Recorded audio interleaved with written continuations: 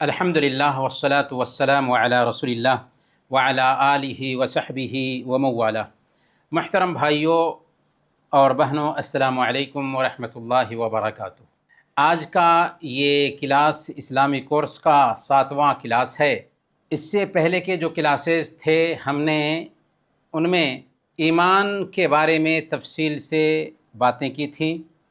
ہم نے جانا کہ اللہ پر ایمان لانے کا مطلب کیا ہے، فرشتوں پر ایمان لانے کا مطلب کیا ہے، کتابوں پر ایمان لانے کا مطلب کیا ہے، رسولوں پر ایمان لانے کا مطلب کیا ہے، آخرت کے دن پر ایمان لانے کا مطلب کیا ہے، اور تقدیر کی اچھائی اور برائی پر ایمان لانے کا مطلب کیا ہے۔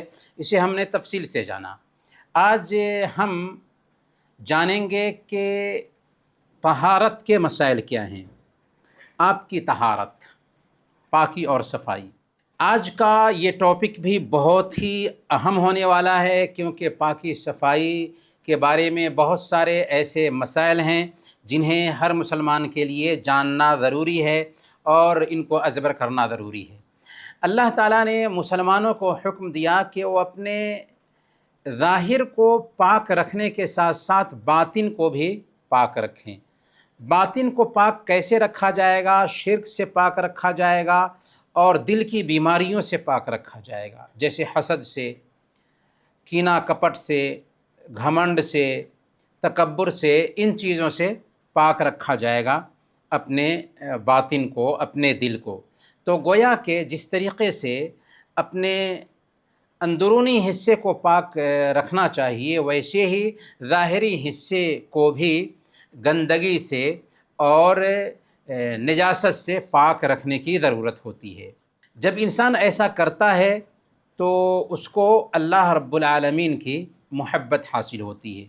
اسی لیے اللہ تعالیٰ فرماتا ہے سورہ البقرہ آیت نمبر 222، ان اللہ یحب التوابین ویحب المتطہرین، کہ اللہ تعالیٰ توبہ کرنے والوں کو محبوب رکھتا ہے اور پاک صاف رہنے والوں سے محبت کرتا ہے۔ تو جو لوگ توبہ کرتے ہیں، جو لوگ پاک صاف رہتے ہیں، ایسے لوگوں سے اللہ تعالیٰ محبت کرتا ہے۔ طہارت کا مطلب کیا ہوتا ہے؟ طہارت کا مطلب ہوتا ہے پاکی، صفائی اور پوترتا، یعنی ایک انسان پاکی صفائی اختیار کرے، پوترتا اختیار کرے۔ اللہ تعالیٰ نے نماز کے لیے پاکی صفائی ضروری ٹھہرائی۔ نماز اگر ادا کرنا چاہ رہے ہیں تو ہمیں پاکی حاصل کرنا ضروری ہے۔ کیوں؟ اس لیے کہ نماز میں ہم کیا کرتے ہیں؟ اللہ تعالیٰ سے ملاقات کرتے ہیں۔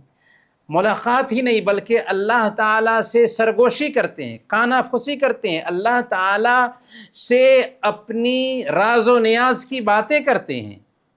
تو اگر کسی بادشاہ کے پاس جانے کا ہم کو موقع ملے تو کیسی تیاری ہم کر کے جائیں گے بادشاہ کے پاس؟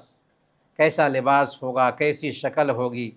تو اللہ تعالیٰ تو بادشاہوں کا بادشاہ ہے، اور اگر اللہ تعالیٰ نے ہمیں موقع دیا ہے کہ ہم اس کے گھر پہ آ سکیں تو گویا کہ یہ بہت بڑے سمان کی بات ہے، گرو کی بات ہے کہ اللہ تعالیٰ ہم کو مسجد میں آنے کا موقع دے رہا ہے، اپنے گھر میں بلا رہا ہے۔ سب کو ایسا موقع نہیں ملتا۔ اگر ہم مسجد نہیں جا پا رہے ہیں تو اپنی قسمت پہ ماتم کیجئے کہ اللہ تعالیٰ ہم کو اپنے گھر میں آنے سے محروم کیے ہوا ہے۔ لیکن اگر اللہ تعالیٰ ہم کو مسجد میں بلا لے رہا ہے تو یہ توفیق ہے اللہ تعالیٰ کی، تو اس کے لیے ہمیں تیاری کرنی ہوگی۔ تو اسی لیے حکم دیا گیا ہے کہ اگرچہ پاک صاف ہوں لیکن پھر بھی وضو کر کے ہم مسجد جائیں۔ پاکی کی دو شکل ہو گئی، ایک گندگی سے پاکی اور دوسری حدث سے پاکی۔ گندگی سے پاکی، تین چیزوں کی پاکی: جگہ کی پاکی، بدن کی پاکی، لباس کی پاکی۔ اور حدث سے پاکی یعنی وضو کرنا ہے اور غسل کرنا ہے۔ وضو اور غسل کے ذریعہ ہم پاکی حاصل کرتے ہیں۔ تو سب سے پہلے گندگی سے پاکی جو ہے وہ تین طریقے سے ہمیں حاصل کرنی ہوتی ہے۔ بدن ہمارا پاک ہو، کپڑا ہمارا پاک ہو، اور جگہ جہاں پر نماز پڑھ رہے ہیں وہ جگہ بھی ہماری پاک ہونی چاہیے۔ یہاں پر ایک رول یاد رکھیں، قاعدہ یاد رکھیں کہ اسلام میں ہر چیز پاک اور جائز ہوتی ہے جب تک کہ اس کی ناپاکی کا یقین نہ ہو جائے۔ کوئی بھی چیز ہے، ہمیں شک ہے، یہاں پہ ایک کپڑا رکھا ہوا ہے، اس کے بارے میں شک ہے کہ پتہ نہیں پاک ہے یا ناپاک ہے، تو ہم حکم لگائیں گے کہ پاک ہے جب تک کہ اس کی ناپاکی کا یقین نہ ہو جائے۔ پانی رکھا ہوا ہے، شک ہے کہ پتہ نہیں پاک ہے یا ناپاک ہے، تو حکم یہ ہوگا کہ وہ پاک ہے جب تک کہ اس کے ناپاک ہونے کا یقین نہ ہو جائے۔ ٹھیک ہے؟ تو کسی بھی چیز کے بارے میں اصل یہ ہے کہ وہ پاک ہے جب تک کہ اس کی ناپاکی ثابت نہ ہو جائے۔ اب آئیے ہم جانتے ہیں کہ گندگی یا ناپاک چیزیں کیا کیا ہیں۔ سب سے پہلے ناپاک چیزوں میں پیشاب اور پیخانہ ہے انسان کا۔ انسان کا پیشاب ناپاک ہے، انسان کا پخانہ بھی ناپاک ہے۔ دوسرے نمبر پر خون، لیکن اگر خون کم ہے تو کوئی حرج کی بات نہیں، جیسے ہم نماز پڑھ رہے تھے، ہمارے زخم سے خون نکل رہا ہے یا کسی بھی جگہ سے خون نکل گیا نماز کی حالت میں، تو کوئی حرج کی بات نہیں ہے۔ تو خون بھی ناپاک ہے، لیکن تھوڑا خون ہے تو معاف۔ اسی طریقے سے ایسے جانور کا پیشاب یا لید جس کا گوشت کھانا حرام ہے، وہ بھی ناپاک ہوگا، جیسے گدھا، بلی، اس کا گوشت کھانا جائز نہیں ہے، تو اس کا پیشاب بھی اور اس کا لید بھی ناپاک ہوگا۔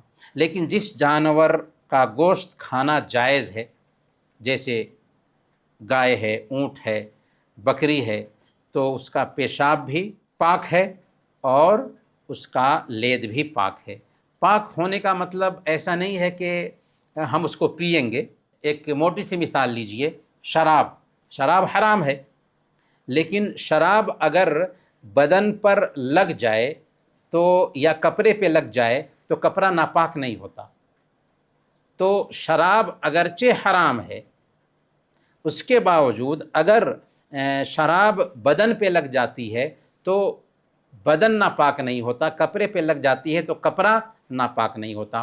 بالکل ویسے ہی کہ جانور جس کا گوشت کھاتے ہیں اس کا پیشاب اور اس کا پاخانہ ناپاک نہیں ہے، لیکن اس کا مطلب یہ نہیں ہے کہ ناپاک نہیں ہے تو اس کو کوئی آدمی کھائے گا۔ گندی چیز ہے لیکن ناپاک نہیں ہے۔ اسی طریقے سے کتا اور سور، یہ دونوں کے دونوں مکمل ناپاک ہیں، لہذا کتا اور سور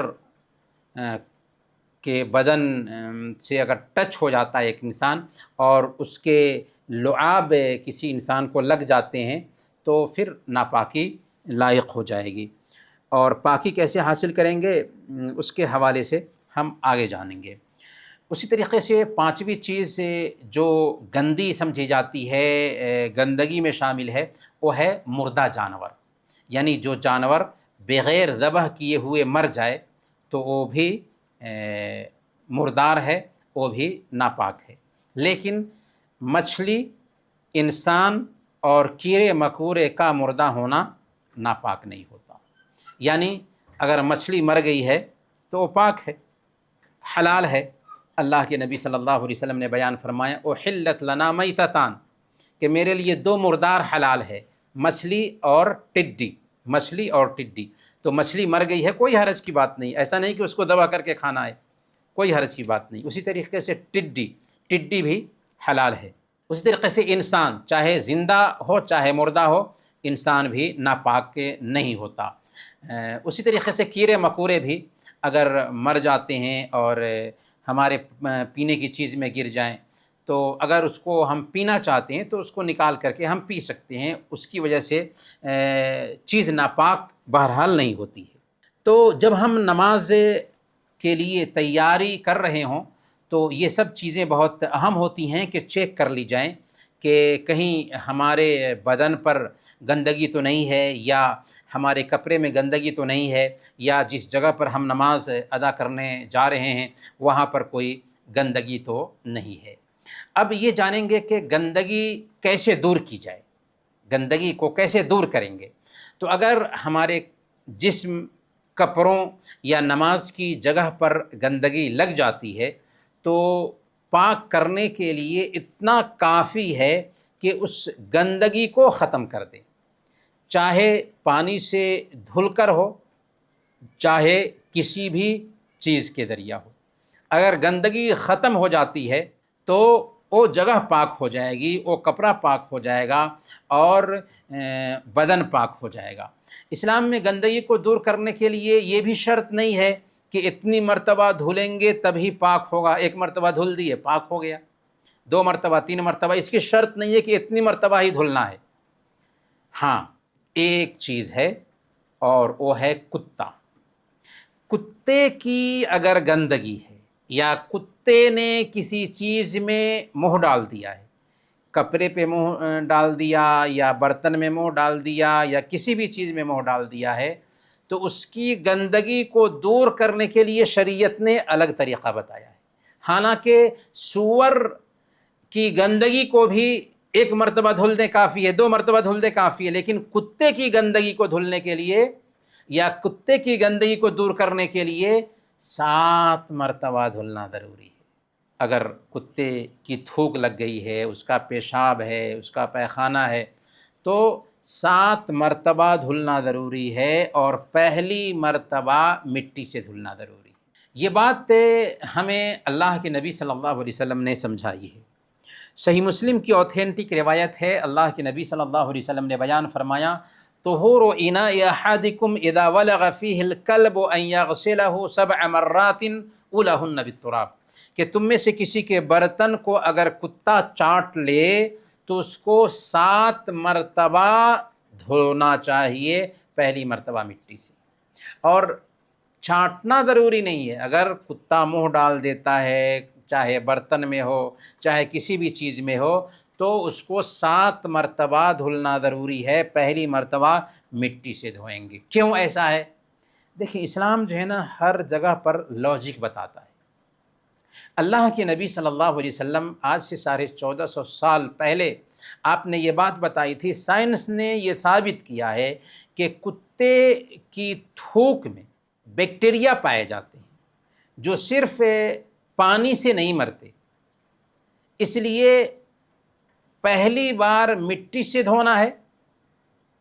اگر 1 مرتبہ مٹی سے یا صابن وغیرہ سے دھوتے ہیں تبھی وہ بیکٹیریا، وہ جراثیم مر پاتے ہیں۔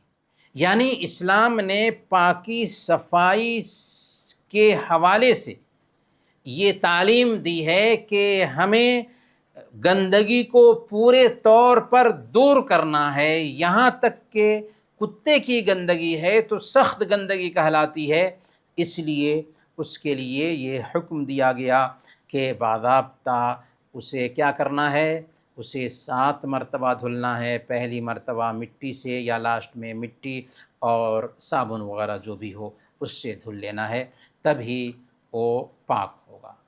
یہاں پر ایک بات اور سمجھنے کی ہے کہ اگر بچہ دودھ پی رہا ہے اور اس نے پیشاب کر دیا تو دودھ پیتے بچے کے پیشاب پہ پانی بہا دینا کافی ہوگا، اسے دھلنا بھی ضروری نہیں۔ تو اس ناحیہ سے گندگی کی 3 شکل ہو جاتی ہے۔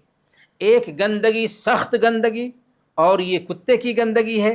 دوسری گندگی جو نارمل گندگی ہے، جس کو 1 مرتبہ 2 مرتبہ ہم دھلتے ہیں تو وہ پاک ہو جاتا ہے۔ اور تیسری گندگی جو ہلکی گندگی ہے، اور وہ ہے بچہ جو دودھ پی رہا ہے، وہ اگر پیشاب کر دے تو اس پہ پانی چھڑک دینا کافی ہو جائے گا۔ اللہ کے نبی صلی اللہ علیہ وسلم نے بیان فرمایا، یغسل من بول الجاریہ، یغسل من بول الجاریہ ویرش من بول الغلام، کہ بچی کے پیشاب کو دھولا جائے گا اور بچے کے پیشاب پہ پانی چھڑک دیا جائے گا۔ یہ اس وقت ہے جب کہ بچہ دودھ پی رہا ہو، اگر کھانا کھانے لگے تو اس کو دھلنا ضروری ہوگا۔ اب آئیے ہم جانتے ہیں باتھ روم میں جانے کے کیا ششٹاچار ہیں، کیا آداب ہیں۔ شوچ کے بھی کچھ آداب ہیں جنہیں ہمیں سمجھنا چاہیے، جاننا چاہیے، کیونکہ اسلام ہمیں زندگی کے ہر پہلو میں ادب سکھاتا ہے، یہاں تک کہ باتھ روم کے بھی آداب سکھاتا ہے۔ تو آئیے آسان طریقے سے ان آداب کو جانتے ہیں جو باتھ روم میں ہمیں برتنا چاہیے۔ تو سب سے پہلے میں باتھ روم میں داخل ہوتے وقت کیا کرنا ہے۔ جب ہم باتھ روم میں داخل ہوں گے تو بایاں پاؤں پہلے رکھیں گے اور یہ دعا پڑھیں گے، بسم اللہ اللہم انی اعوذ بک من الخبث والخبائث۔ بسم اللہ اللہم انی اعوذ بک من الخبث والخبائث، اے اللہ میں ناپاک جنوں اور جنیوں سے تیری پناہ مانگتا ہوں۔ کیا فائدہ ہے اس کا؟ اگر کوئی آدمی یہ دعا پڑھ کر کے باتھ روم میں جاتا ہے تو اللہ کے نبی صلی اللہ علیہ وسلم نے بیان فرمایا، سنن ترمذی اور سنن ابی داؤد کی یہ روایت ہے، ستر ما بین اعین الجن وعورات بنی آدم اذا دخل احدهم الخلاء ان یقول بسم اللہ، یعنی آدم کی اولاد کی شرمگاہ اور جنات کی آنکھوں کے بیچ پردہ یہ ہے کہ جب کوئی آدمی باتھ روم میں داخل ہو تو بسم اللہ کہے۔ گویا کہ جب ہم باتھ روم میں جاتے ہیں اور یہ دعا پڑھ لیتے ہیں تو ہماری شرمگاہ اور شیطان کے بیچ پردہ حائل ہو جاتا ہے۔ لیکن اگر ہم یہ دعا نہیں پڑھتے تو شیطان باتھ روم میں ہمارے پردے کی جگہ کو دیکھتا ہے۔ ہم نہیں چاہتے کہ کوئی انسان ہم جب کپڑا اتاریں تو ہمیں دیکھے، تو کیا مخلوق میں سب سے بدتر مخلوق، کیا ہم چاہیں گے کہ وہ پردے کی جگہ کو ہمارے دیکھے؟ تو اسی لیے جب باتھ روم میں جانا چاہیے تو یاد کر کے یہ دعا پڑھنی چاہیے، بسم اللہ اللہم انی اعوذ بک من الخبث والخبائث، اس کا ضرور اہتمام کرنا چاہیے۔ اور جب ہم باہر نکلیں گے تو کیا کہیں گے؟ باتھ روم سے باہر نکلیں تو دایاں پیر پہلے نکالیں اور کہیں گے غفرانک، داخل ہوتے وقت بایاں پیر اور نکالتے وقت دایاں پیر نکالیں گے اور کہیں گے غفرانک، اے اللہ میں تیری معافی چاہتا ہوں۔ غفرانک کیوں کہیں گے؟ اس لیے کہ جب ہم باتھ روم میں تھے تو اللہ کا نام نہیں لے رہے تھے، باتھ روم میں اللہ کا بالکل نام نہیں لینا چاہیے، تو اتنا وقت جو گزرا ہے اللہ کا نام لیے بغیر، تو اسی لیے ہم اللہ سے اپنے گناہوں کی معافی چاہتے ہیں اور کہتے ہیں غفرانک۔ تیسرے نمبر پر پردہ بھی کرنا چاہیے۔ باتھ روم میں جب ہم جا رہے ہیں تو پردہ ہونا چاہیے، ہماری شرمگاہ چھپی ہوئی ہونی چاہیے، یہاں تک کہ اگر کھلی جگہ پر کہیں باتھ روم کر رہے ہیں، پیشاب کر رہے ہیں، پیخانہ کر رہے ہیں تو اس بات کی گنجائش ہے، کیونکہ ہر ایک کے پاس میں باتھ روم کا انتظام نہیں ہوتا یا کہیں سفر میں ہے تو اس بات کی گنجائش ہے، لیکن بہرحال پردہ ضروری ہے، پردہ کرنا ضروری ہے۔ چوتھے نمبر پر قبلہ کی طرف پیشاب یا پیخانہ کرتے وقت منہ یا پیٹھ نہیں کرنا چاہیے۔ اگر ہم آبادی میں ہیں تو اس سے بچنا چاہیے، بہتر نہیں ہے کہ منہ یا پیٹھ قبلہ کی طرف کریں، لیکن اگر صحرا میں ہوں اور دیوار نہیں ہے تو منہ یا پیٹھ قبلہ کی طرف کرنا جائز نہیں ہوگا۔ تو اگر آبادی میں ہے تو بہتر ہے کہ اس کا خیال رکھا جائے، لیکن اگر صحرا میں ہے تو اس کا خیال رکھنا ضروری ہے۔ اللہ کے نبی صلی اللہ علیہ وسلم نے بیان فرمایا، اذا اتیتم الغائط فلا تستقبلوا القبلة ولا تستدبروها، کہ جب تم پیشاب پیخانہ کرنے کے لیے آؤ تو پیٹھ یا منہ قبلے کی طرف مت کرو۔ پانچویں نمبر پر باتھ روم میں بات نہیں کرنی چاہیے۔ باتھ روم میں ہم قضائے حاجت کے لیے گئے ہیں تو ہمیں بات بالکل ہی نہیں کرنی چاہیے۔ فون بھی آتا ہے تو فون کا جواب دینا مناسب نہیں ہے، بلکہ اسے سائلنٹ میں کر دینا چاہیے۔ جب ہم باتھ روم سے نکلیں تو جواب دیں، اگرچہ ضروری کال ہی کیوں نہ ہو۔ ہاں اگر سخت ضروری ہے، جان کا خطرہ ہے، تو بات الگ ہو جاتی ہے کہ الضرورات تبیح المحظورات، کہ ضرورت کی چیزیں جو ہے نا حرام چیزوں کو حلال کر دیتی ہیں۔ برکیف باتھ روم میں بات نہیں کرنی چاہیے۔ اللہ کے نبی صلی اللہ علیہ وسلم نے بیان فرمایا فَإِنَّ اللَّهَ يَمْقُتُ عَلَى ذَلِكَ، اللہ تعالیٰ اس سے ناراض ہوتا ہے۔ چھٹے نمبر پر پیشاب کے چھینٹوں سے بھی بچنا چاہیے۔ پیشاب کے چھینٹ سے بچنا اس لیے چاہیے کہ اللہ کے نبی صلی اللہ علیہ وسلم نے بیان فرمایا فَإِنَّ عَامَّةَ عَذَابِ الْقَبْرِ مِنْهُ، کہ پیشاب کے چھینٹوں کی وجہ سے ہی زیادہ تر لوگوں کو قبر کا عذاب ہوتا ہے، تو پیشاب کے چھینٹوں سے بچنا چاہیے۔ ساتویں نمبر پر ایسی کوئی چیز باتھ روم میں لے کر کے نہیں جانا چاہیے جس پر اللہ کا نام لکھا ہوا ہو یا قرآنی آیت پر مشتمل ہو۔ اگر اسلامی کتابیں ہیں یا قرآن کے کچھ حصے ہیں یا مکمل مصحف چھوٹی شکل میں ہے تو بہرحال انہیں لے کر کے ساتھ نہیں جا سکتے۔ ہاں اگر مجبوری ہے اور کوئی جگہ ایسی ہے ہی نہیں کہ جہاں پر ہم رکھ سکیں تو جیب میں لپیٹ کر کے اسے رکھ لیں گے اور اللہ سے ڈرتے ہوئے جائیں گے۔ لیکن بہرحال اگر کوئی ایسی چیز ہے جس پر اللہ کا نام لکھا ہوا ہے تو اسے باتھ روم میں لے کر نہیں جا سکتے، کیونکہ باتھ روم میں اللہ کا نام نہیں لینا ہے۔ اگر کوئی آدمی باتھ روم میں داخل ہو جاتا ہے اور اس نے دعا نہیں پڑھی تھی اور اس کو یاد آتا ہے تو باتھ روم میں بیٹھ کر کے دعا بھی نہیں پڑھ سکتا ہے۔ علماء نے یہ لکھا ہے کہ وہ دل میں پڑھ لے گا، دل میں پڑھ لے گا۔ اسی طریقے سے اذان ہو رہی ہے، جواب نہیں دے سکتا ہے۔ کوئی سلام کرتا ہے اور اس نے سن لیا سلام تو سلام کا جواب نہیں دے سکتا ہے کیونکہ وہ باتھ روم میں ہے۔ آٹھویں نمبر پر ایسی جگہ پر پیشاب پیخانہ نہ کرے جہاں لوگوں کو تکلیف ہوتی ہو یا اس کی بدبو سے پریشانی ہوتی ہو۔ عام لوگوں کے بیٹھنے کی جگہ ہے یا راستہ ہے تو راستے پر پیشاب پیخانہ کریں گے تو لوگوں کو تکلیف ہوگی۔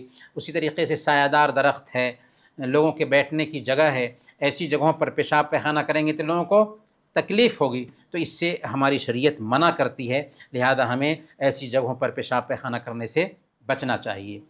صفائی کا طریقہ کیا ہوگا؟ باتھ روم کے بعد بائیں ہاتھ سے صفائی کریں گے، پانی یا ٹیشو پیپر جو بھی ہو، ٹوائلٹ پیپر جو ہیں ان سے صفائی کی جا سکتی ہے، لیکن بہتر ہے کہ پانی سے صفائی کی جائے۔ اگر پانی نہیں ہے تو ٹوائلٹ پیپر سے یا ٹیشو پیپر سے بھی صفائی کی جا سکتی ہے۔ یہ بات یاد رہے کہ صفائی ایمان کا آدھا حصہ ہے۔ اللہ کے نبی صلی اللہ علیہ وسلم بیان فرماتے ہیں، صحیح مسلم کی روایت ہے، الطہور شطر الایمان، پاکی صفائی آدھا ایمان ہے۔ تو اس ناحیہ سے ہمیں پاکی صفائی کا خاص خیال رکھنا چاہیے، اور یہ چھوٹی چھوٹی جو عادتیں ہیں ہمیں اچھا انسان بناتی ہیں، اچھا مسلمان بناتی ہیں، کیونکہ مسلمان پاکی صفائی کا ہمیشہ خیال رکھتا ہے۔ یہ تو گندگی سے پاکی کے بارے میں قاعدے ہوئے۔ اب ہم جانتے ہیں حدث سے پاکی، اور حدث سے پاکی کے بارے میں ہم نے جانا کہ حدث سے پاکی دو طریقے سے ہوتی ہے، ایک وضو کے ذریعہ اور ایک غسل کے ذریعہ۔ اسی لیے کہتے ہیں کہ ایک حدث اکبر ہے اور ایک حدث اصغر ہے۔ حدث اکبر جو دور ہوتا ہے غسل کے ذریعہ، اور حدث اصغر جو دور ہوتا ہے وضو کے ذریعہ۔ تو اس میں ظاہر میں تو گندگی نہیں لگی ہوتی ہے، لیکن اگر کسی کو غسل کرنے کی ضرورت ہے تو اس کے لیے غسل کرنا ضروری ہے، یہ حدث اکبر ہے، اور کسی کو وضو کرنے کی ضرورت ہے تو اس کے لیے وضو کرنا ضروری ہے، اور یہ حدث اصغر ہے۔ سب سے پہلے وضو کے بارے میں جانتے ہیں اور وضو کی فضیلت جانتے ہیں، وضو کی اہمیت کیا ہے۔ ہم ہر دن وضو کرتے ہیں لیکن اس کی اہمیت کیا ہے، اس کو ہم نے کبھی سمجھا؟ صحیح مسلم کی ایک حدیث ہے، اللہ کے نبی صلی اللہ علیہ وسلم نے بیان فرمایا کہ جب کوئی مسلمان وضو کرتا ہے اور اپنا چہرہ دھوتا ہے تو جیسے ہی اس کے چہرے سے پانی گرتا ہے یا پانی کا آخری قطرہ گرتا ہے تو اس کے گناہ جو اس نے اپنی آنکھوں سے کیے تھے دھل جاتے ہیں۔ سبحان اللہ۔ اور جب وہ اپنے ہاتھوں کو دھوتا ہے تو جیسے ہی اس کے ہاتھوں سے پانی کا قطرہ گرتا ہے یا پانی کا آخری قطرہ گرتا ہے تو اس کے گناہ جو اس نے اپنے ہاتھوں سے کیے تھے جھڑ جاتے ہیں، اور جب وہ اپنا پیر دھوتا ہے تو جیسے ہی پانی کی بوند گرتی ہے یا پانی کی آخری بوند گرتی ہے تو اس کے پیروں سے کیے گئے سارے گناہ دھل جاتے ہیں، یہاں تک کہ وہ گناہوں سے پاک صاف ہو جاتا ہے۔ سبحان اللہ، کتنی پیاری حدیث ہے۔ یعنی جب ہم وضو کرنے جاتے ہیں، چہرہ دھوتے ہیں، آنکھ سے جو گناہ ہوا تھا اللہ تعالیٰ پانی کے آخری قطرے سے اس کو دھل دیتا ہے، ہاتھ سے جو گناہ ہوا تھا اللہ تعالیٰ پانی کے آخری قطرے کے ساتھ اس گناہ کو بھی جھاڑ دیتا ہے، پیر سے جو گناہ ہوا تھا، چل کر کہیں غلط کام کے لیے گئے تھے تو پیر دھلنے کی وجہ سے پیر کے آخری قطرے کے ساتھ ساتھ وہ گناہ بھی دھل جاتے ہیں۔ لیکن یہ گناہ جو دھلتے ہیں کون سے گناہ؟ چھوٹے چھوٹے گناہ، بڑے گناہ کے لیے توبہ ضروری ہے۔ برکیف اس سے ہمیں وضو کی اہمیت کا اندازہ لگانا آسان ہو جاتا ہے۔ اب آئیے ہم جانتے ہیں کہ وضو کیسے کریں۔ وضو نماز کے لیے، پاک ہونے کے لیے ضروری ہے، اور یہ ایک خوبصورت طریقہ ہے کہ ہم پاک ہوتے ہیں لیکن اس کے باوجود بھی جب عبادت کا ارادہ کرتے ہیں تو ہمیں وضو کرنا ہوتا ہے، اور وہ جسم کے ظاہری انگ ہیں جن پہ زیادہ تر غبار پڑتے ہیں اور کیٹانو وغیرہ بھی آتے رہتے ہیں، بیکٹیریا آتے رہتے ہیں، جراثیم آتے رہتے ہیں، تو جب ہم دھو لیتے ہیں تو یہ ظاہری انگ دھل جاتے ہیں اور بار بار دھلتے ہیں تو ہمیں حفاظت بھی ملتی ہے ہر طرح کے وائرس سے۔ سب سے پہلے وضو کرنے جائیں گے تو وضو کا ارادہ ہونا چاہیے، اور اسی کو نیت کہتے ہیں۔ تو نیت کہاں پہ ہوگی؟ دل میں نیت ہوگی۔ زبان سے وضو کے وقت بھی یا نماز کے وقت بھی نیت کے الفاظ بولنا صحیح نہیں ہے، کیونکہ نیت دل کے ارادہ کا نام ہے۔ اس کے بعد کیا کریں گے؟ اس کے بعد بسم اللہ کہیں گے۔ وضو کرنے سے پہلے بسم اللہ کہنا چاہیے اور پھر وضو شروع کرنا چاہیے۔ اس کے بعد دونوں ہاتھوں کو کلائیوں تک 3 مرتبہ دھوئیں گے، پھر کلی کریں گے اور منہ میں پانی ڈالیں گے اور ناک میں بھی پانی چڑھائیں گے، اور پھر ناک صاف کریں گے۔ پھر ناک صاف کریں گے اور ناک کے 3 مرتبہ جھاڑیں گے، تو گویا کہ پانی چڑھانا ہے ناک میں، اور پھر ناک کے بائیں ہاتھ سے 3 مرتبہ جھاڑنا ہے۔ اس کے بعد چہرے کو دھوئیں گے، پیشانی کے بالوں سے لے کر کے ٹھوری تک، اور ایک کان سے لے کر کے دوسرے کان تک، یہ پورا چہرہ کا حصہ ہے، یہ سارے حصے کو دھونا ہے۔ ٹھیک ہے، یہ سارے حصے کو دھونا ہے، اور اس کے بعد دونوں ہاتھوں کو کوہنیوں سمیت دھوئیں گے۔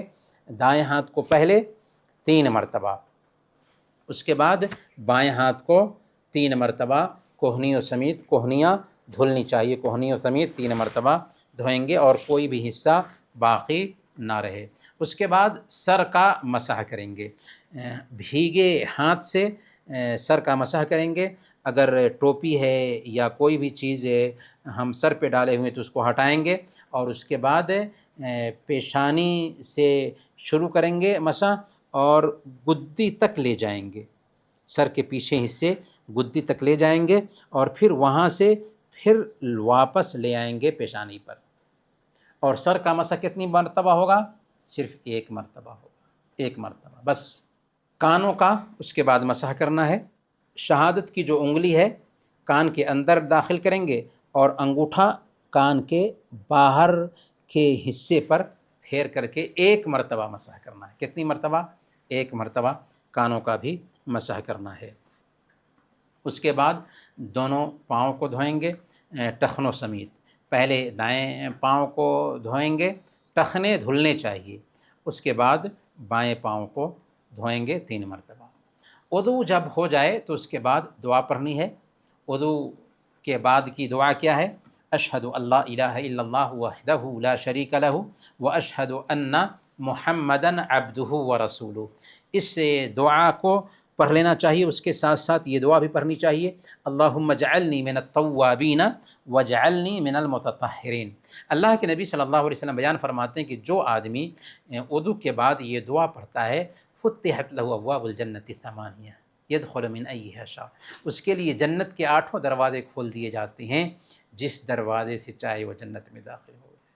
ابھی نماز بھی نہیں پڑھا اور اس کے لیے جنت کے 8 دروازے کھول دیے گئے، سبحان اللہ۔ تو وضو کرتے ہیں تو ہمارے گناہ جھڑتے ہیں، پھر وضو کے بعد کی دعا پڑھتے ہیں تو ہمارے گناہ ہی نہیں جھڑتے، بلکہ کیا ہوتا ہے کہ اللہ تعالیٰ جنت کے 8 دروازے کو کھول دیتا ہے۔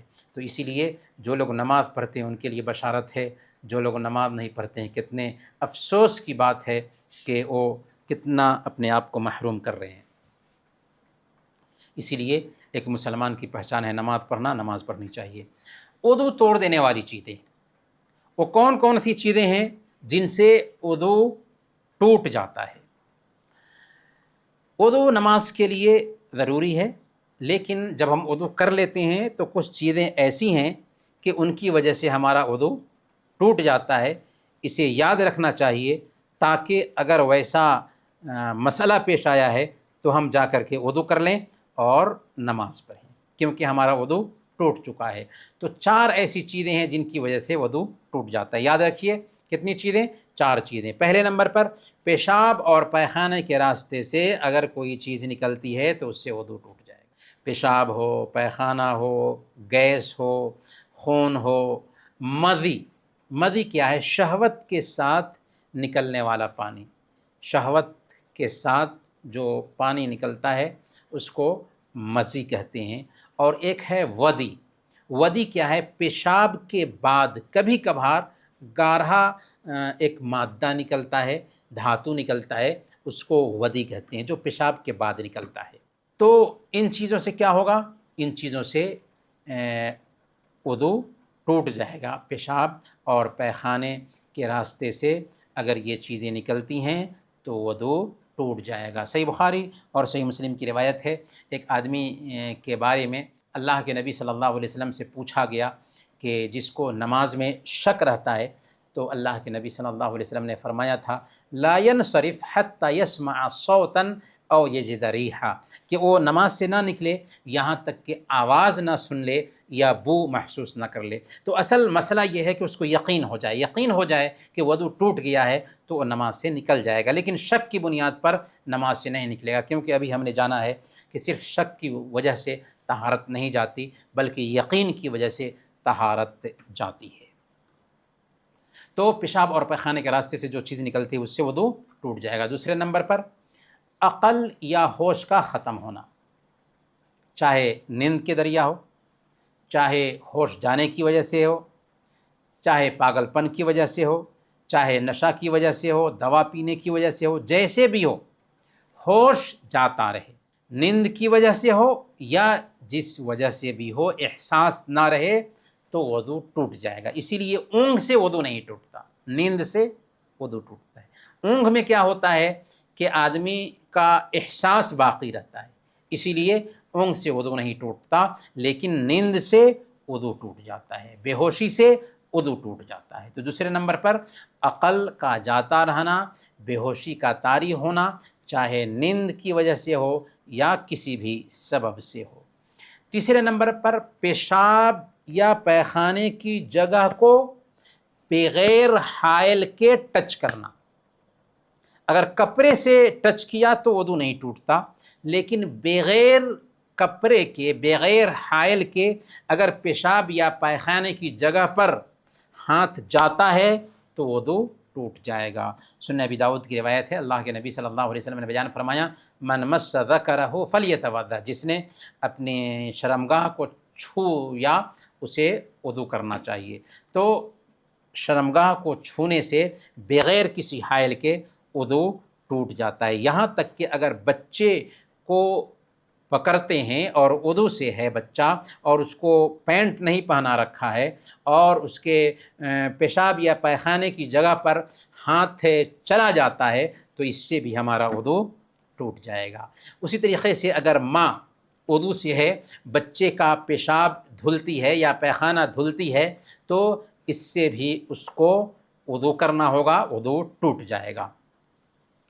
چوتھے نمبر پر جس کی وجہ سے وضو ٹوٹتا ہے وہ ہے اونٹ کا گوشت کھانا۔ اونٹ کا گوشت کھانا، گائے کے گوشت سے وضو نہیں ٹوٹتا، بکری کے گوشت سے وضو نہیں ٹوٹتا، لیکن اونٹ کے گوشت سے وضو ٹوٹ جاتا ہے۔ کیوں؟ اس لیے کہ اللہ کے نبی صلی اللہ علیہ وسلم نے فرمایا ہے توضؤوا من لحوم الابل۔ صحیح مسلم کی بالکل آتھینٹک روایت ہے کہ اونٹ کا گوشت کھانے کے بعد وضو کرو۔ اس سے کلیئر بات اور کیا ہو سکتی ہے؟ تو اللہ کے نبی صلی اللہ علیہ وسلم نے کہا ہے، لہذا ہم اونٹ کے گوشت کو کھانے کے بعد وضو کریں گے، لیکن اس کے علاوہ کسی بھی گوشت کو کھانے سے وضو نہیں ٹوٹتا۔ تو کتنی چیزیں ہوئیں؟ یہ 4 چیزیں ہوئیں جن کی وجہ سے وضو ٹوٹ جاتا ہے۔ پیشاب پیخانے کے راستے سے کوئی چیز نکلے، عقل جاتی رہے، چاہے نیند کے ذریعہ ہو یا بے ہوشی کے ذریعہ ہو۔ تیسرے نمبر پر پیشاب یا پیخانے کی جگہ کو بغیر حائل کے چھوئیں، اور چوتھے نمبر پر اونٹ کا گوشت کھائیں تو وضو ٹوٹ جاتا ہے۔ بس یہی 4 چیزیں ہیں جن سے وضو ٹوٹ جاتا ہے۔ اگر کوئی آدمی کہے کہ سگریٹ پینے سے کیا وضو نہیں ٹوٹتا؟ نہیں ٹوٹتا، لیکن سگریٹ پینا حرام ہے، ناجائز ہے۔ وہ سگریٹ پی کر کے اگر مسجد میں جا رہا ہے تو اللہ سے مذاق کر رہا ہے، کیونکہ مسجد میں بو کے ساتھ میں اگر کسی نے لہسن کھایا ہے، پیاز کھایا ہے، تو اللہ کے نبی صلی اللہ علیہ وسلم نے کہا کہ وہ گھر میں بیٹھے، ہمارے گھر میں نہ آئے۔ جائے کہ سگریٹ پی کر کے کوئی آدمی نماز کے لیے جائے تو سگریٹ پینے سے وضو تو نہیں ٹوٹتا، مسئلہ یہ ہے فقہی مسئلہ، لیکن سگریٹ پینا حرام اور ناجائز ہے۔ غسل کب واجب ہوتا ہے؟ غسل کب واجب ہوتا ہے؟ اسلام میں کچھ خاص حالات ہیں کہ جن میں غسل کرنا ضروری ہوتا ہے، یعنی جسم کو مکمل طریقے سے صاف کرنا ضروری ہوتا ہے تاکہ عبادت صحیح ہو سکے، نماز روزے کی انجام دہی ہو سکے۔ تو کون کون سے ایسے حالات ہیں کہ جن میں غسل کرنا ضروری ہو جاتا ہے؟ تو سب سے پہلے نمبر پر منی کے نکلنے سے، اسپرم کے نکلنے سے غسل واجب ہو جاتا ہے۔ منی کی پہچان کیا ہے؟ سفید اور گاڑھا پانی ہوتا ہے جو شہوت کے ساتھ اور لذت کی حالت میں نکلتا ہے، اور عام طور پر جھٹکے کے ساتھ یہ نکلتا ہے، تو اس کو منی کہتے ہیں، اور اس کی وجہ سے غسل ضروری ہوتا ہے۔ لیکن یہ شہوت کے ساتھ نکلے تب، اگر کسی کو بیماری ہو گئی تھی اور بیماری کی وجہ سے منی نکل رہی ہے تو اس کی وجہ سے اس کے اوپر غسل واجب نہیں ہوگا۔ تو اگر منی نکلے، چاہے شاریرک سمبندھ یعنی سمبھوگ سے جسمانی تعلق بنانے کی وجہ سے ہو، یا رات کو خواب میں نائٹ فال ہونے کی وجہ سے ہو، یا ہست میتھون جس کو مشتزنی کہتے ہیں، یا کسی بھی طریقے سے ورج کو نکالنے کی آدمی کوشش کرے، حالانکہ ایسا کرنا جائز نہیں ہے، حرام ہے، یا کوئی کوئی منظر دیکھا، شہوت کو بھڑکانے والا منظر، اور اس کی وجہ سے منی نکلی، تو بہرکیف ان تمام حالتوں میں غسل کرنا ضروری ہے۔ اور ہم نے جان لیا ہے کہ ایک مزی ہوتا ہے جو محض شہوت کے وقت نکلتا ہے اور اچھل کر کے نہیں نکلتا، لیکن جو منی ہوتی ہے وہ شہوت کے ساتھ اور اچھل کر کے نکلنے والی چیز ہوتی ہے، جس سے بچے کی پیدائش ہوتی ہے، تو اس کی وجہ سے غسل لازم آتا ہے، اور مزی کی وجہ سے غسل لازم نہیں آتا، بلکہ اس جگہ کو دھلنا کافی ہوتا ہے۔ تو پہلے نمبر پر منی کا نکلنا، اس کی وجہ سے غسل ضروری ہوتا ہے۔ دوسرے نمبر پر شوہر بیوی کا آپس میں جسمانی تعلق قائم کرنے سے بھی غسل ضروری ہوتا ہے۔ مرد اور عورت کی شرمگاہ اگر ایک دوسرے سے مل جائے تو اس کی وجہ سے غسل ضروری ہو جاتی ہے، اگرچہ منی نہ نکلے۔ یہ مسئلہ سمجھنے کا ہے۔ ان اللہ لا یستحی عن الحق، اللہ تعالی حق بات سے نہیں شرماتا، لہذا دین کے جو مسائل ہیں انہیں سمجھنا چاہیے۔ تیسرے نمبر پر حیض اور نفاس کا خون ختم ہونے کے بعد بھی غسل کرنا ضروری ہوتا ہے۔ عورت کے ماہواری کے دوران جو خون آتا ہے اس کو ہم حیض کا خون کہتے ہیں، جو کالا اور گاڑھے کلر کا ہوتا ہے، اور نفاس کا خون بچے کی پیدائش کے بعد جو خون آتا ہے اس کو نفاس کا خون کہتے ہیں۔ حیض کی زیادہ سے زیادہ مدت کی تو کوئی تحدید نہیں ہے، لیکن کم سے کم مدت 1 دن ہے، اور نارمل مدت 7 دن یا اس کے لگ بھگ میں ہوتی ہے، اور زیادہ سے زیادہ 15 دن یا اس سے زیادہ بھی ہو سکتا ہے۔ لیکن نفاس کی جو مدت ہے یہ زیادہ سے زیادہ 40 دن ہے۔ اگر اس سے پہلے خون رک جاتا ہے تو ایک عورت کے لیے ضروری ہے کہ وہ غسل کرے اور اس کے بعد نماز کی شروعات کر دے۔ اگر حیض یا نفاس کا خون ختم ہو جائے تو عورت پر غسل کرنا ضروری ہوتا ہے تاکہ وہ عبادات کی شروعات کر سکے۔ حیض اور نفاس کی حالت میں عورت نماز تو نہیں پڑھ سکتی اور روزہ بھی نہیں رکھ سکتی، لیکن اس دوران کی جو نمازیں ہیں وہ معاف ہیں، پر جو چھوٹے ہوئے روزے ہیں وہ معاف نہیں ہیں، بلکہ چھوٹے ہوئے روزوں کی قضا کرنی ہوگی۔ بعد میں جیسے رمضان کے روزے چھوٹ گئے تو ان روزوں کی بعد میں قضا ضروری ہے، واجب ہے، ورنہ عورت گناہ گار ہوگی۔ نماز معاف اس لیے ہے کہ نماز بہت زیادہ ہوتی ہے، لیکن روزوں کی قضا آسانی سے ہو سکتی ہے۔ حیض یا نفاس کی حالت میں شوہر بیوی کا جسمانی تعلق بھی حرام ہے، ناجائز ہے، لیکن اس کا مطلب یہ نہیں کہ حیض یا نفاس کی حالت میں عورت بالکل گھر سے دور رہے گی، یا کھانا نہیں بنائے گی، یا شوہر بیوی ایک ساتھ سو نہیں سکتے، بلکہ شوہر بیوی ایک بیڈ پر سو سکتے ہیں، کوئی حرج کی بات نہیں ہے، بس جسمانی تعلق نہیں بنا سکتے۔ اللہ تعالیٰ نے سورہ البقرہ آیت نمبر 222 میں بیان فرمایا، فَاعْتَزِلُوا النِّسَاءَ فِي الْمَحِيضِ وَلَا تَقْرَبُوهُنَّ حَتَّى يَطْهُرْنَ فَإِذَا تَطَهَّرْنَ فَأْتُوهُنَّ مِنْ حَيْثُ أَمَرَكُمُ اللَّهُ، کہ جب حیض کی حالت میں تمہاری عورتیں ہوں تو ان سے دور رہو، ان کے قریب مت ہو یہاں تک کہ وہ پاک نہ ہو جائیں۔ جب پاک ہو جائیں تو اللہ نے جس راستے سے تمہیں حکم دیا ہے اس راستے سے تم آؤ۔ تو پاک ہونے کا مطلب کیا ہے کہ وہ غسل کر لیں۔ تو حیض سے پاکی کے بعد جب عورت غسل کر لیتی ہے تب جسمانی تعلق جائز ہوتا ہے۔ اب سوال یہ ہے کہ ناپاکی دور کرنے کے لیے غسل جو کریں گے تو کیسے کریں گے؟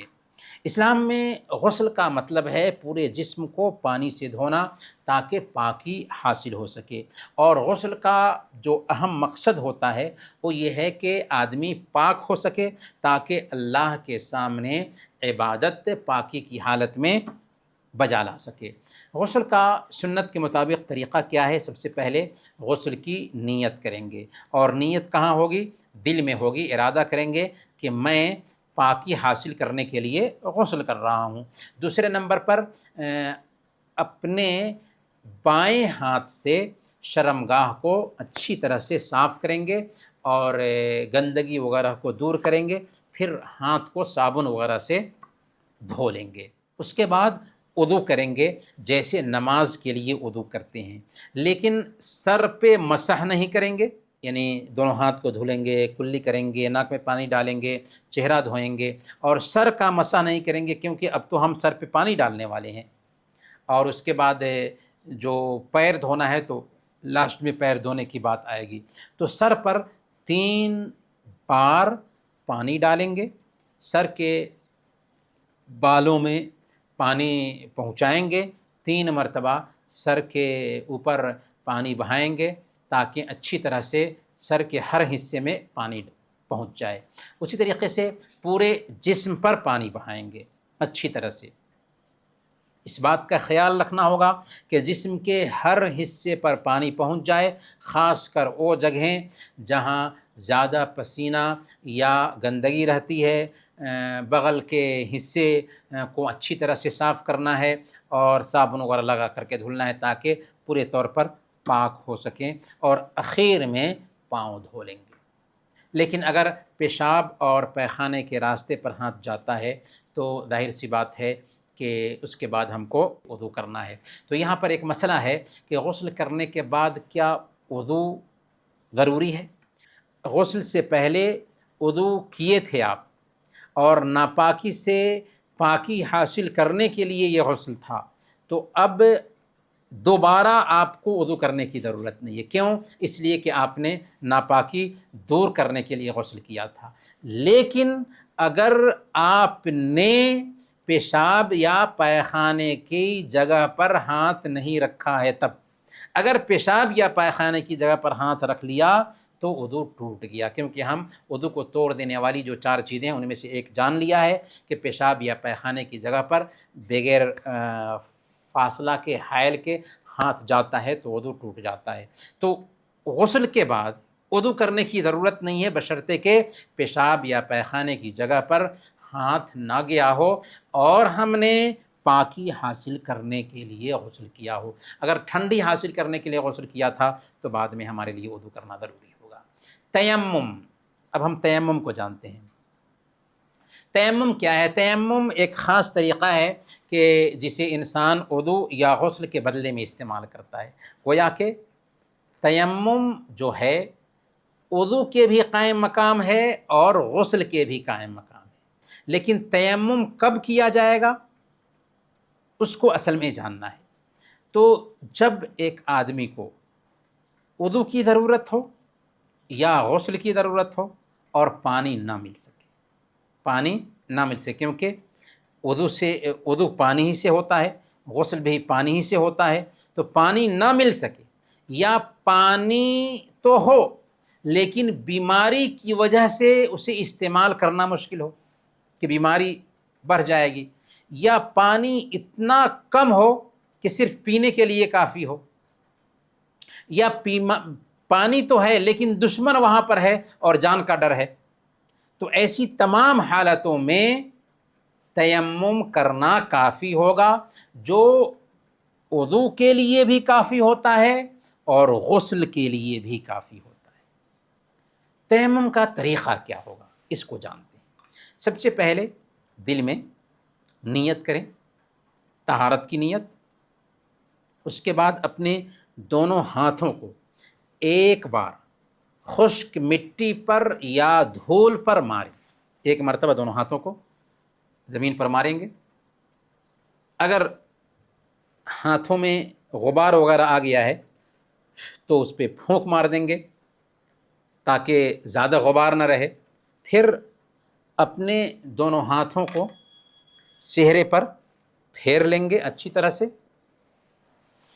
چہرے پر پھیر لیں گے، اور پھر دائیں ہاتھ کی ہتھیلی کے باہر والے حصے کو بائیں ہاتھ کی ہتھیلی پر مسح کر لیں گے، اور پھر بائیں ہاتھ کی ہتھیلی کے باہر والے حصے کو دائیں ہاتھ کی ہتھیلی پہ مسح کر لیں گے، ایسے بس تیمم ہو گیا۔ بہت آسان طریقہ، ایک ہی مرتبہ مارنا ہے، چہرے پہ پھیرنا ہے، اور پھر دائیں ہاتھ کی ہتھیلی کے ظاہری اوپر والے حصے پہ مسح کر لینا ہے، تیمم ہو گیا۔ اس کے بعد ہم یہ جانیں گے کہ کیا تیمم وضو اور غسل دونوں کے لیے کافی ہے؟ تو ہم ابھی جان چکے ہیں کہ تیمم وضو اور غسل دونوں کے لیے کافی ہے۔ صحیح بخاری کی ایک روایت ہے، حضرت عمار بن یاسر رضی اللہ تعالیٰ عنہ کو ایک مرتبہ اللہ کے نبی صلی اللہ علیہ وسلم نے کسی کام پر بھیجا، تو وہ گئے، تو جہاں پر گئے تھے ان کو غسل کرنے کی ضرورت ہو گئی اور پانی نہیں تھا۔ اب انہوں نے کیا کیا؟ انہوں نے سن رکھا تھا کہ اگر پانی نہ ہو تو تیمم کرنا ہے، لیکن تیمم کا طریقہ ان کو معلوم نہیں تھا، تو انہوں نے زمین پہ لوٹ پوٹ کر لیا جیسے جانور لوٹ پوٹ کرتا ہے، اور نماز پڑھ لی۔ پھر آ کر کے اللہ کے نبی صلی اللہ علیہ وسلم کو مسئلہ بتایا کہ یا رسول اللہ، مجھے غسل کرنے کی ضرورت پڑ گئی تھی اور پانی نہیں ملا، تو میں نے تیمم یوں کیا کہ زمین پہ لوٹ پوٹ کر لیا۔ تو اللہ کے نبی صلی اللہ علیہ وسلم ہنستے ہیں اور کہتے ہیں کہ انما یکفیک ان تقول بیدیک ہکذا، تمہارے لیے ایسا کر لینا کافی تھا۔ ثم ضرب بیدیہ الارض، پھر آپ نے اپنے دونوں ہاتھوں کو زمین پر مارا۔ ثم مسح بہما وجہہ وکفیہ، پھر آپ نے اپنی ہتھیلی سے اپنے چہرے پہ پھیرا اور اپنی دونوں ہتھیلیوں پہ مل لیا، بس اتنا ہی تیمم ہے اور اسی سے تیمم ہو جاتا ہے، نماز ہو جائے گی۔ یہاں تک کہ کسی کو اگر غسل کی ضرورت تھی تو وہ تیمم کر کے پوری نماز پڑھے گا۔ ہاں، جب پانی ملے گا تو اس کے لیے غسل کرنا ضروری ہے، پانی ملے گا تو اس کے لیے وضو کرنا ضروری ہے، پر جو نمازیں پڑھ لی تھی انہیں لوٹانے کی ضرورت۔ ایک اور مسئلہ رہ گیا ہے، وہ ہے مسح کا طریقہ۔ اسلام نے آسانی یہ دی ہے کہ اگر آپ نے وضو کی حالت میں موزے پہن رکھے ہیں تو وضو کرتے وقت موزوں کو نکالنے کی ضرورت نہیں، چاہے موزے جیسے بھی ہوں۔ اگر موزہ اس کو کہتے ہیں تو اسلام کی یہ سہولت ہے، اسلام کی یہ آسانی ہے، اور اللہ کے نبی صلی اللہ علیہ وسلم بیان فرماتے ہیں ان اللہ یحب ان تؤتی رخصہ کما یکرہ ان تؤتی معصیتہ۔ اللہ تعالیٰ اس بات کو پسند کرتا ہے کہ اس کی چھوٹ کو اپنایا جائے، جیسے اس بات کو ناپسند کرتا ہے کہ اس کے گناہ کا کوئی کام کیا جائے۔ تو یہ چھوٹ ہے کہ اگر ہم نے موزے پہن رکھے ہیں اور وضو کرنے جا رہے ہیں، اور موزہ ہم نے پہنا ہے وضو کی حالت میں، شرط کیا ہے کہ وضو کی حالت میں پہنا ہو تب، تو ہم اس موزے پر مسح کر سکتے ہیں۔ تو مسح کے لیے شرط کیا ہے کہ موزے ہم نے وضو کے بعد پہنے ہوں۔ دوسری شرط یہ ہے کہ مقیم جو ہوگا، جو اپنے ملک میں رہ رہا ہے، وہ 24 گھنٹے تک مسح کر سکتا ہے، اور جو مسافر ہوگا وہ 3 دن 3 رات تک مسح کر سکتا ہے، 72 گھنٹے تک وہ مسح کر سکتا ہے۔ اور مسح کی شروعات جو ہوگی نا، وہ کب سے ہوگی؟ مسح ٹوٹنے کے بعد جو وضو کریں گے۔ مثال کے طور پر اگر کسی آدمی نے موزہ پہنا فجر کی نماز میں وضو کرنے کے بعد، اور اس کا وضو ٹوٹ گیا، اب ظہر میں وہ مسح کر رہا ہے، تو اگلے دن ظہر کے وقت تک وہ مسح کر سکتا ہے، کیونکہ 24 گھنٹے کی گنجائش ہے کہ 24 گھنٹے میں مسح کر لے۔ مسح کا طریقہ کیا ہوگا؟ موزے پر مسح کا طریقہ کیا ہوگا کہ دونوں ہاتھوں کو گیلا کر لے، بھیگے ہاتھوں سے دونوں ہاتھوں کی انگلیاں موزے کے اوپری حصے پر پھیریں گے، دائیں ہاتھ سے دائیں پیر کے موزے پر مسح کریں گے، اور بائیں ہاتھ سے بائیں پیر کے موزے پر مسح کریں گے۔ تو موزے کے اوپری حصے پر بھیگا ہوا ہاتھ پھیر لینا ہے، اور 1 مرتبہ پھیر لینا کافی ہے، اس سے زیادہ مرتبہ پھیرنے کی ضرورت نہیں ہے۔ دائیں ہاتھ کو دائیں پیر پر پھیر لیں گے، اور بائیں ہاتھ کو بائیں پیر پر پھیریں گے، اوپر کے حصے پہ مسح کریں گے، نیچے کے حصے پہ مسح نہیں کریں گے۔ اب چلیے ذرا سا ہم کچھ سوالات ہیں جن پہ ہم غور کرتے ہیں۔ پہلا سوال ہے کہ گندگی دور کیسے کی جائے گی؟ گندگی دور کیسے کی جائے گی؟ تو ہم نے جانا کہ گندگی دور کریں گے کیسے؟ پانی کے ساتھ۔ اگر پانی کا استعمال کر لیتے ہیں تو گندگی دور ہو جاتی ہے، چاہے 1 مرتبہ ہو، 2 مرتبہ ہو، 3 مرتبہ ہو، جتنی مرتبہ میں گندگی دور ہو جائے گندگی پاک ہو جائے گی، گندگی سے پاکی حاصل ہو جائے گی۔ اگر کتا برتن میں منہ ڈال دے تو کتنی مرتبہ اسے دھویا جائے گا؟ چلیے بتائیے تو، کتنی مرتبہ دھویا جائے گا اگر کتا برتن میں منہ ڈال دے تو؟ 7 مرتبہ دھویا جائے گا، پہلی مرتبہ مٹی سے۔ وضو کی فضیلت کے بارے میں آپ کیا جانتے ہیں؟ وضو کی فضیلت کے بارے میں ہم نے حدیث سنی کہ ایک آدمی چہرہ دھوتا ہے تو چہرے سے جو گناہ ہوا ہوتا ہے وہ دھل جاتا ہے، ہاتھ دھوتا ہے تو ہاتھ سے جو گناہ ہوا ہوتا ہے دھل جاتا ہے، پیر دھوتا ہے تو پیر سے جو گناہ ہوا ہوتا ہے دھل جاتا ہے۔ وضو مکمل ہونے کے بعد کون سی دعا پڑھیں گے؟ اشہد ان لا الہ الا اللہ وحدہ لا شریک لہ واشہد ان محمدا عبدہ ورسولہ۔ وہ کون سی چیزیں ہیں جن سے وضو ٹوٹ جاتا ہے؟ پیشاب پیخانے کے راستے سے کوئی چیز نکلتی ہے وضو ٹوٹ جائے گا، عقل اور بے ہوشی عقل کے جانے یا بے ہوشی طاری ہونے سے وضو ٹوٹ جاتا ہے، پیشاب پیخانے کے راستے کو بغیر حائل کے چھونے سے وضو ٹوٹ جاتا ہے، اور اونٹ کا گوشت کھانے سے وضو ٹوٹ جاتا ہے۔ غسل کب واجب ہوتا ہے؟ منی کے نکلنے سے غسل واجب ہوتا ہے، جسمانی تعلق سے غسل واجب ہوتا ہے، اور حیض اور نفاس کا خون ختم ہونے سے غسل واجب ہوتا ہے۔ ناپاکی دور کرنے کے لیے غسل کیسے کریں گے، اس کا طریقہ ہم نے بتا دیا ہے کہ پہلے ہم باضابطہ اپنے شرمگاہ کو دھوئیں گے اور اچھی طرح سے صاف کریں گے، پھر نماز کے جیسے وضو کریں گے، اور پھر سر پر پانی ڈالیں گے، اور پھر پورے بدن پر پانی بہائیں گے، اور پھر اس کے بعد جو ہے نا پیر کو دھو لیں گے۔ کیا غسل کے بعد وضو کرنے کی ضرورت ہے؟ تو اگر ہم نے پاکی حاصل کرنے کا غسل کیا ہے تو اس کے بعد وضو کرنے کی ضرورت نہیں، لیکن اگر ہمیں خیال نہیں ہے تو بہتر ہے کہ ہم اس کے بعد وضو کر لیں۔ تیمم کب کیا جاتا ہے؟ جب کہ پانی نہ ملے، یا پانی تو ہو لیکن بیماری میں برہوتری کا ڈر ہو، یا پانی ایسی جگہ پر ہے جہاں پر پہنچنا مشکل ہو، تو ایسی حالت میں تیمم کر کے نماز پڑھیں گے۔ تیمم کا طریقہ کیا ہے؟ زمین پر دونوں ہاتھ ماریں گے، اور اس کے بعد اگر غبار آیا ہے تو پھونک لیں گے، پھر چہرے پر مل لیں گے، اور اس کے بعد دائیں ہاتھ کے ظاہری حصے پر اور بائیں ہاتھ کے ظاہری حصے پر مل لیں گے۔ کیا وضو اور غسل دونوں کے لیے تیمم کافی ہے؟ جی ہاں، اگر کسی کو غسل کی ضرورت ہے تو پانی نہ ملنے کی وجہ سے تیمم کر کے وہ نماز پڑھ سکتا ہے۔ مودے پر کتنے دنوں تک مسح کر سکتے ہیں؟ مودے پر اگر مقیم ہے تو 1 دن اور 1 رات، اور مسافر ہے تو 3 دن اور 3 رات تک وہ مسح کر سکتا ہے۔ موزے پر مسح کرنے کا طریقہ کیا ہے کہ بھیگے ہاتھ کو دائیں پیر سے دائیں ہاتھ پہ پھیر لیں گے، دائیں پیر کے موزے پر دائیں ہاتھ کو پھیر لیں گے، اور بائیں پیر کے موزے پر بائیں ہاتھ کو پھیر لیں گے، لیکن ہاتھ بھیگے ہوئے ہونے چاہیے، گیلے ہونے چاہیے۔ انہی باتوں پر آج کا ہمارا درس ختم ہوتا ہے۔ اگر آپ کے پاس کچھ سوال ہے، پوچھنا ہے تو پوچھ سکتے ہیں۔